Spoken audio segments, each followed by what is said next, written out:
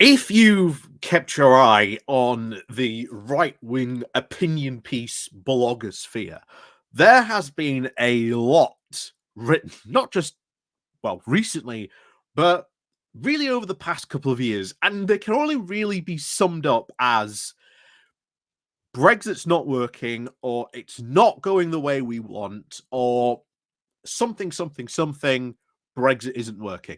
To pretty much the point. And this one, I think, the one we're going to go over today is so weird. Partly, he's having a go at Labour's new bill that they are going to sort of put in, the Labour's new bill for, working rights that they want to put in. And oh boy, does this person have some criticisms to the point of which this guy has now said, well, you know what? So much for Brexit, we might as well have just stayed in. And you're like, yeah, we might as well have. At this point, I wish we had. Maybe we should reopen that conversation. Maybe we should restart that conversation. Maybe we should be putting pressure on having these conversations in not only places like the Labour Party and even into the Conservative Party as well, would be what we, as I said, advocated for and what, we need to do if we are to, rejoin. So there you go. But this is so weird. This is so weird because he's not alone in this, because there have been a lot of others, people who were back in the day rabidly writing about the wonders and opportunities that Brexit can bring. And of course, what were they talking about? Well, of course, it's what we've always said. These people are free market fundamentalists, and you can finally throw out all these regulations, stop specific regulations, basically all regulations, but we'll make it seem like, oh yeah, we're only going to get rid of the bad regulations. But to these people, all regulations are bad, as you'll see in a moment. So of course, before we do get into this, please do remember to click on the like, share, and subscribe button. And of course, as always, there is the Pony Club down below. There's the Patreon page. There's the Buy Me Coffee link. There's the YouTube thank you button. All that good stuff down below. Don't forget to leave a comment, hit the like, hit the share button, subscribe if you're new to the channel. And of course, let's crack on then into this. So this comes from the Telegraph with the title of "So Much for Brexit. At this rate, we might as well have stayed in." What is this guy so irate about? Well, I already said it. But here we go. So, among the many bad ideas that Labour has now busied itself implementing since entering office 6 weeks ago is the right to work from home and or switch off from work-related calls and emails when out of hours. Really?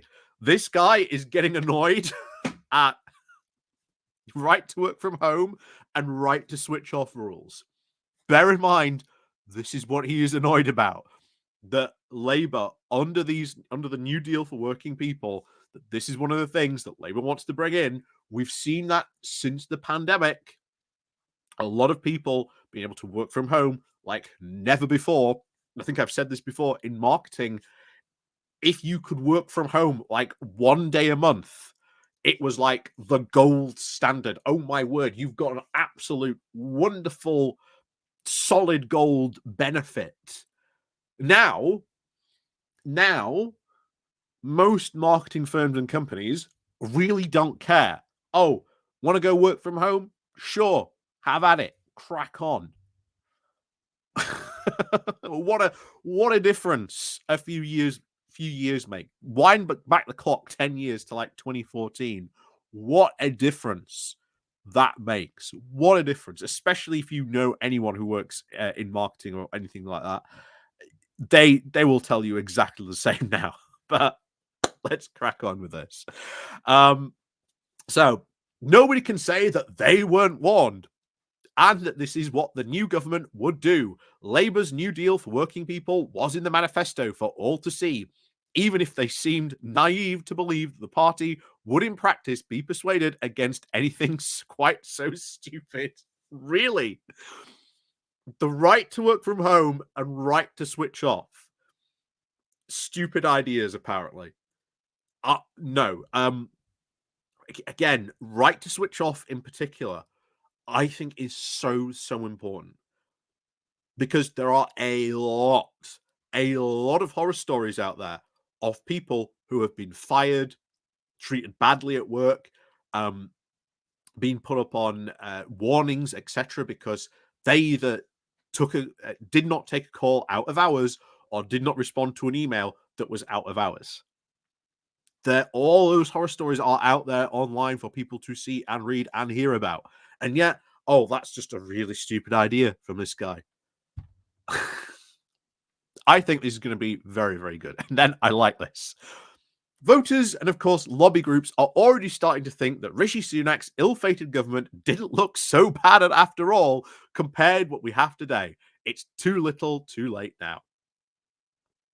Really, at least this government's doing something. At least this government's doing something. I'll tell you what, once Parliament gets back off its holidays, we saw in 3 weeks where Parliament was in session, Labour moving to do so much stuff. Bear in mind, prior to that point, what was our government actually doing? Wasn't doing quite a bit of anything, to be honest. It was doing nothing. It was a complete zombie parliament. They were doing nothing.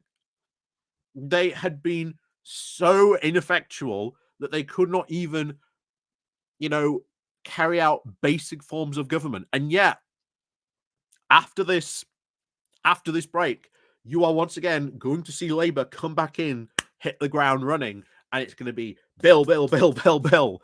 First reading, second reading, first reading, second, just like that, constantly. And that's how Parliament should be. That's how it should be. Carrying out, looking at bills, debating these bills, talking about them, having amendments. Committees are going to get in to full swing as well. That did not happen, especially really of like the last 2-ish years of the last government. Like, oh yeah, we've got this bill. Will it pass? I don't know.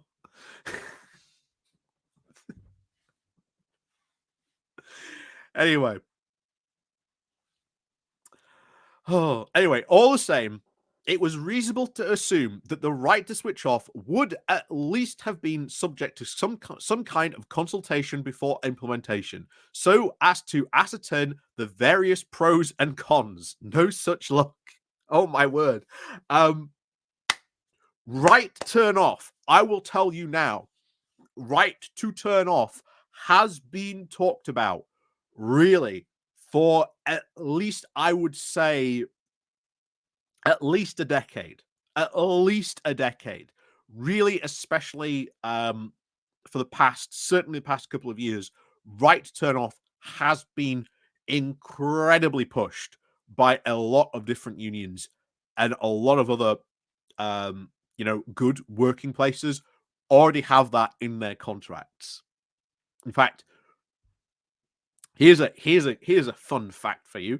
Go pull out your contract and see if you've got that in your contract, because you might be quite surprised that it's suddenly not there.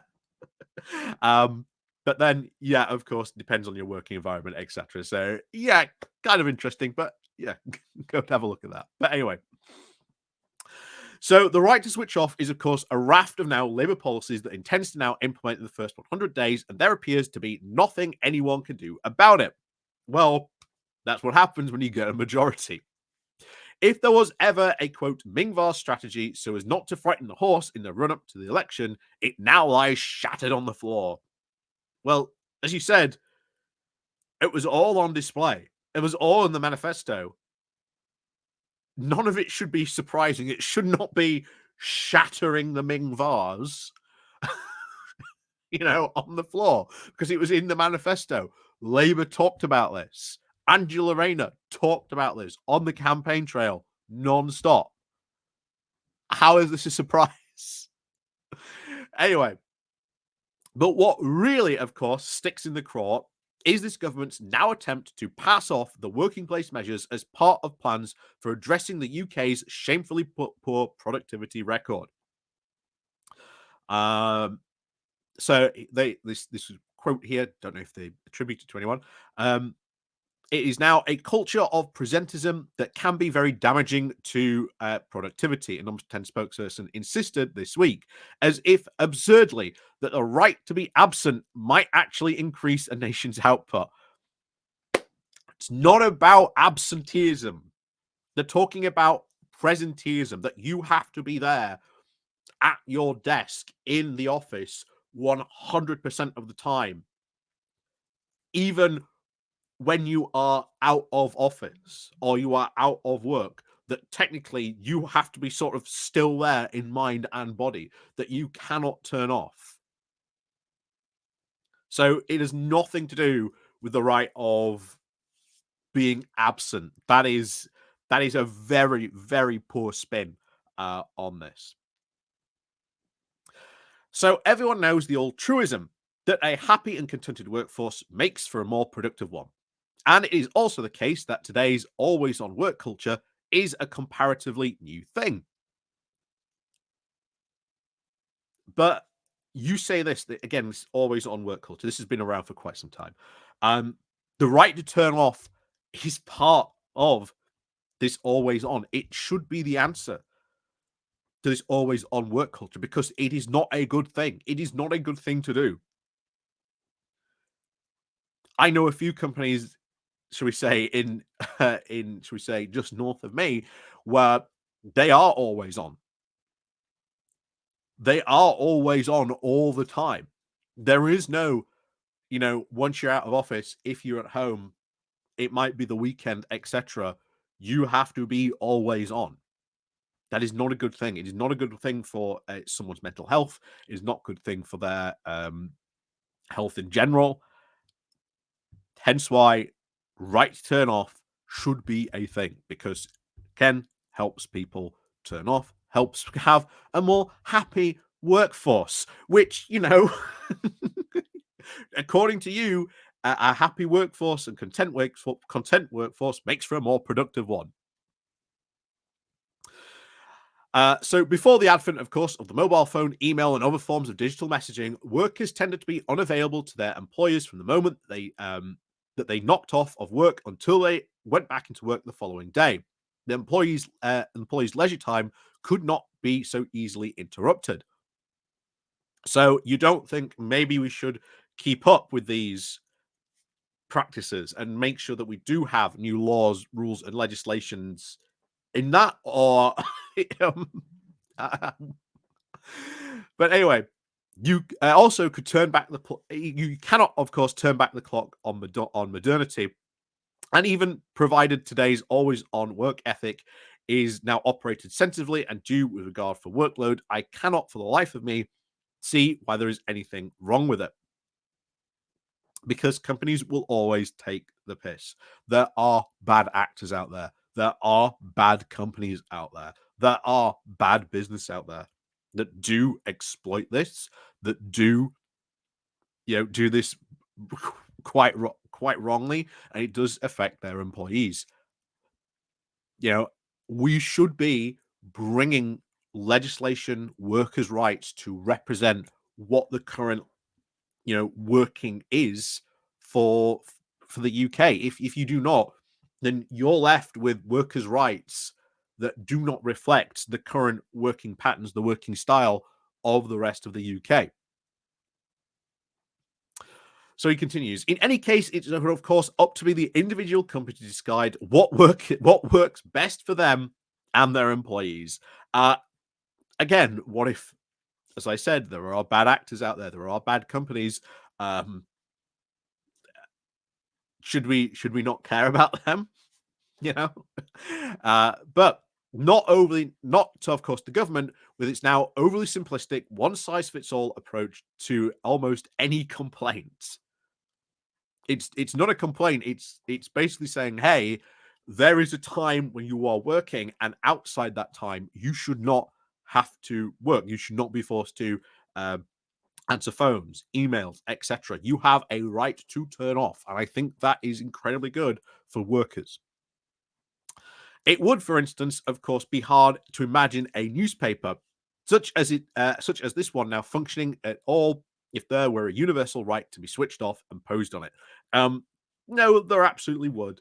Uh, there absolutely would be this because, again, you would have someone who says, "Well, look, I have a right to turn off, but let's say there's a breaking story, then yeah, at that point, pick up the phone and call me." Yeah.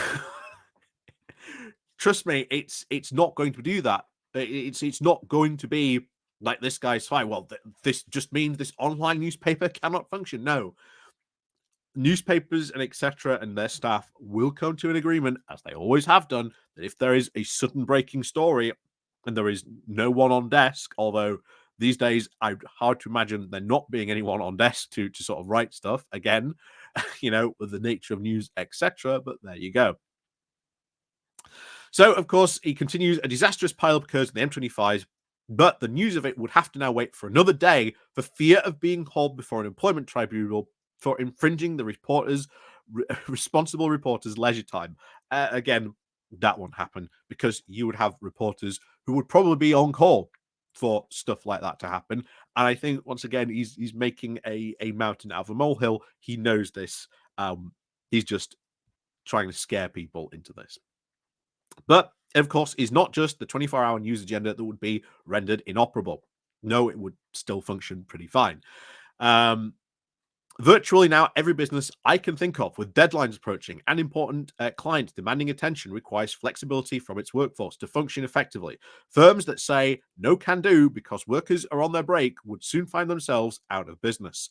Um, okay, I've had this before. I have dealt with this plenty of times before. Clients demanding attention. Um, you know what you do? You don't respond to them. You respond to them in the morning, unless it's deemed absolutely urgent. It's that simple. you can you can still fix that whole.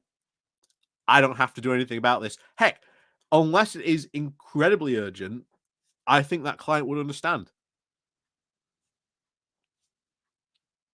And then maybe if that client is so demanding, etc., maybe you shouldn't be working with that client because, again, I've been in a situation where I've seen some very, very toxic clients that they have been nightmares to work for. And I can guarantee you, everyone being in work, running their own business, etc., dealing with clients has had those types of people and those clients before. And you dread working for them and you thank God when either A, the contract comes up or you've done that piece of work for them and you don't have to work for them again. Trust me, we've all been there at some point in our lives. But I may have missed something. But as far as I can see, there is no now compelling empirical evidence for thinking that the right to work from home or even switch off while out of hours actually improves productivity.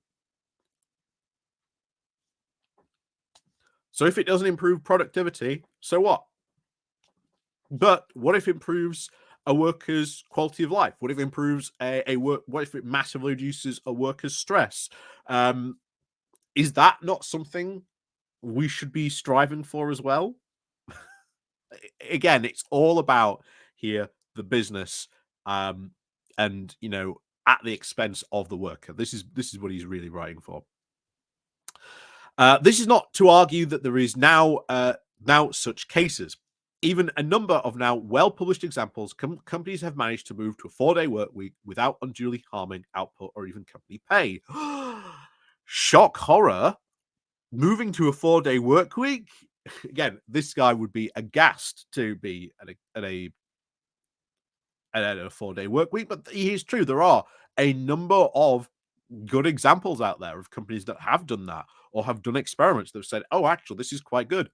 Even local councils tried to do this. And then, of course, what came along? Jacob Rees-Mogg came along and said, you can't do that. Can't have a 4-day work week. How dare you, council, have a 4-day work week? Yeah, he continues. In the commercial sector, they are now relatively unusual. And in any case, it should be surely up to the employer to decide what business model suits the company's purpose. If it yields a competitive advantage by, say, attracting top talent, then it may be worth doing. What works for some employees doesn't work for others. Blanket solutions nearly always backfire. And to some extent, that is true. That is true.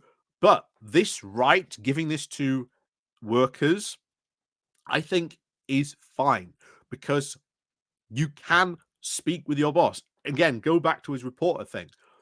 I cannot imagine that on staff you do not have a rotation of people who are, shall we say, on the night shift on there in case something happens. Or if something does happen, they are not on call. And they are on call knowingly so. But the right to turn off does not count for someone who is actually on call in case something like that happens. If someone's not on call, then that's where the right to turn off comes in. But there you go.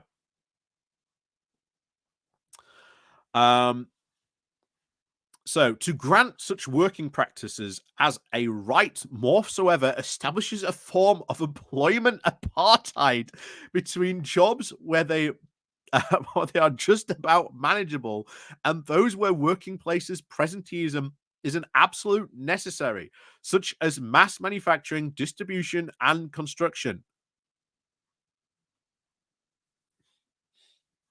Yeah. And the nature of work has changed. Guess what? This will not change jobs in manufacturing, distribution, or construction. What it might change is people who work in the services industry, which bear in mind, if this guy isn't gonna, bring up, 80% of GDP comes from service industry businesses.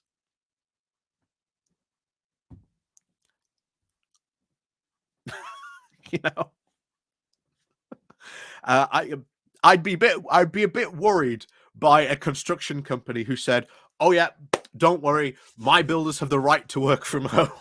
I'd be a bit worried about that. But again, it just goes to show you the panic here that's going on. The idea of giving more workers' rights on this. But let's get into the EU stuff. Um, so here it is. So here we are. Actually, no, we'll start here. So many of Labour's ideas for enhanced worker protections do come from the continent. There are a number of countries that have already adopted a similar approach to issues of work-life balance. The EU's Commission is meanwhile, of course, drafting overarching proposals for the right to switch off, which would apply to the whole of the EU. So much for Brexit. At this rate, we might have well stayed in. Oh no, we've adopted things that actually work in the continent and have been shown to actually have good impacts for a work life balance. Shock horror. So, if we were to ever gain an advantage from being out, it would surely now be wiser to allow the market to determine how companies arrange their affairs, not and not vote-seeking politicians. Well, if maybe that's popular, then maybe we should do that. And speaking of vote-seeking politicians, how about people in the Conservative Party who have done just that? I'm sure the Conservatives would never engage in any vote-seeking practices. Um, So it is true that productivity is higher in France, the spiritual home of leisure-focused worker protections, but it is too, of course, is unemployment. This is for the obvious reason that companies are now loath to burden themselves with employees that they cannot sack, or even if it gets in the way of its long weekend or lunch break. Asked to work, fewer workers equals higher productivity, but almost now mountainous bills for welfare. Um, I can guarantee you that's not the reason for high French unemployment. Like, I don't know a lot about the French economy at the moment because it's not my bag, not my wheelhouse, as they say. But I can guarantee you it's got nothing to do with the luxurious, leisure-focused worker protections that France has in. Um, Other than, of course, he says, the discouraging job creation. So apparently, there's no job creation in France. There's no entrepreneurial stuff going on in France.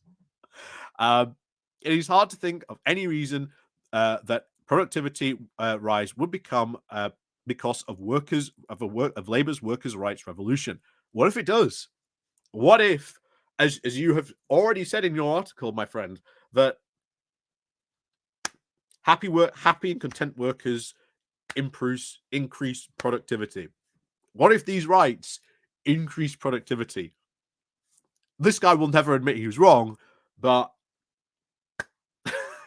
I wouldn't be surprised if in other countries where they have brought in such laws, you are probably going to see, oh look, here's a here's a study that shows that actually has increased productivity. It's increased the work-life balance of the worker. Again, this is not written from a viewpoint of a worker or anything like that. This is written for the point of, oh no, workers are having more rights given to them. So, of all the possible explanations for Britain's poor productivity record, burnout amongst overstressed employees called at the weekend to deal with the pressing needs of clients is about the least likely. But even then, should we not be concerned about that?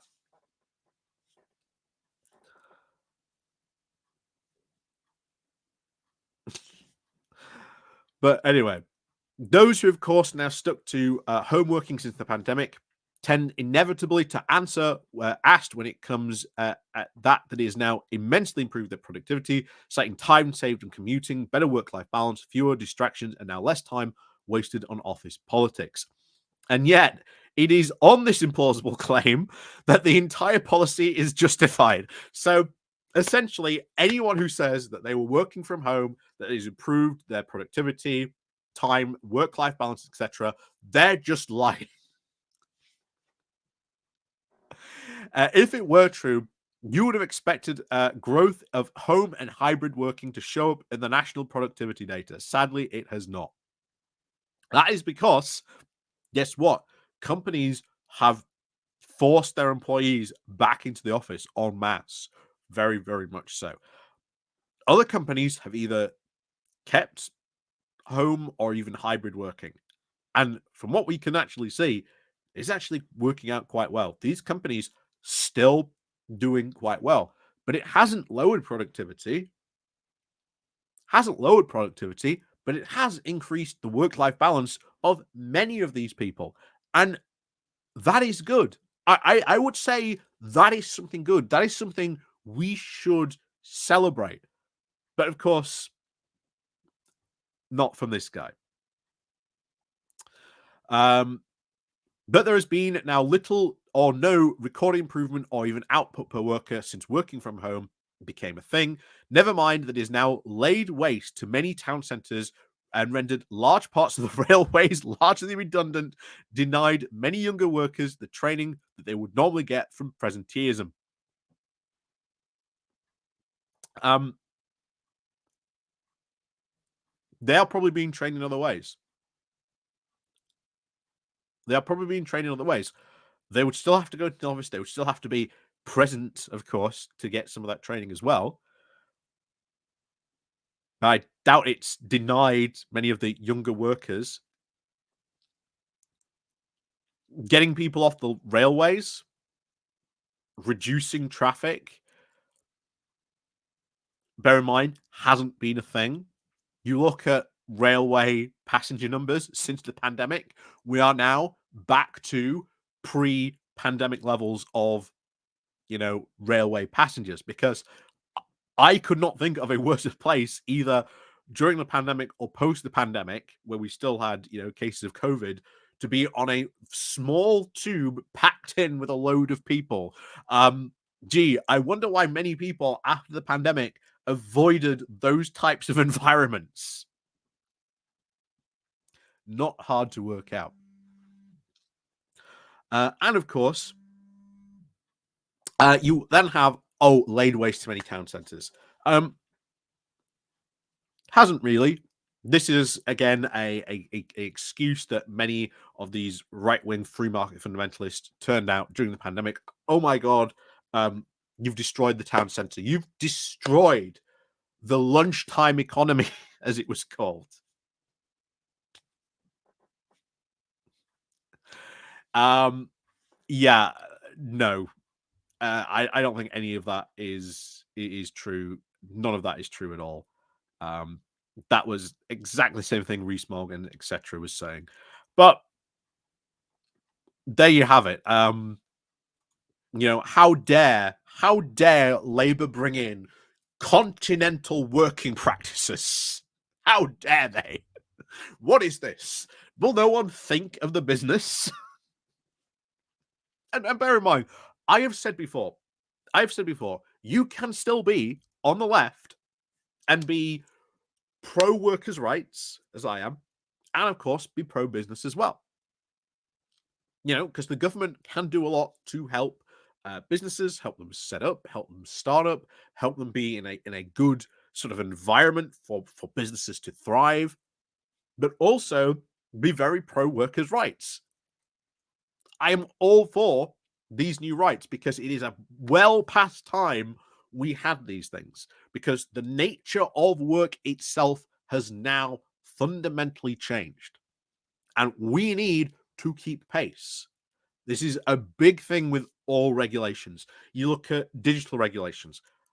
We are well behind. In fact, most countries are well behind when it comes to digital stuff.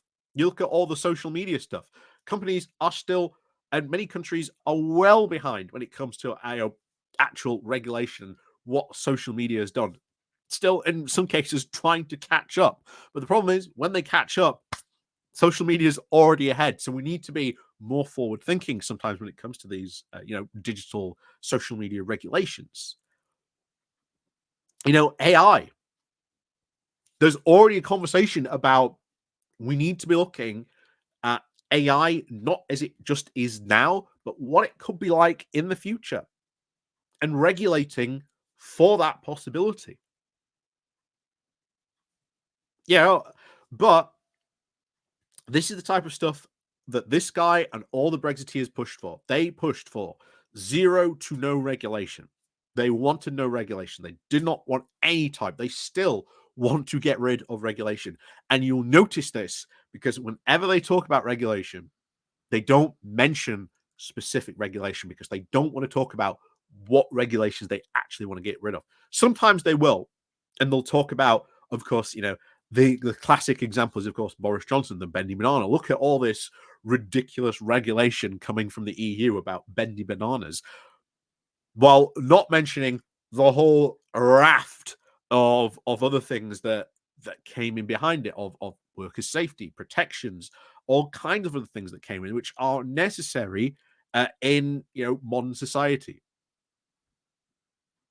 But at least now we've got a government that sees the importance of regulation, which is a good thing. It is a very good thing that we've got a government that does recognize the importance of regulation. So that is good, at least. So, as always, thank you very much for watching. And of course, as always, we'll see you all next time.